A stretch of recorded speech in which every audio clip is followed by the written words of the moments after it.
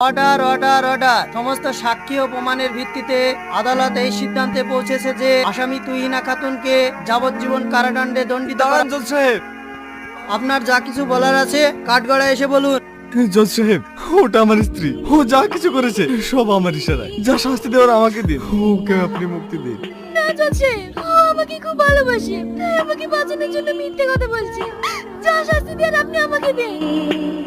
দাঁড়ান জজ সাহেব, ওরা অপরাধী নয়, আসল অপরাধী হচ্ছে ইনি, যে আমাদের কাছে প্রমাণ সহ সবকিছু স্বীকার করেছে।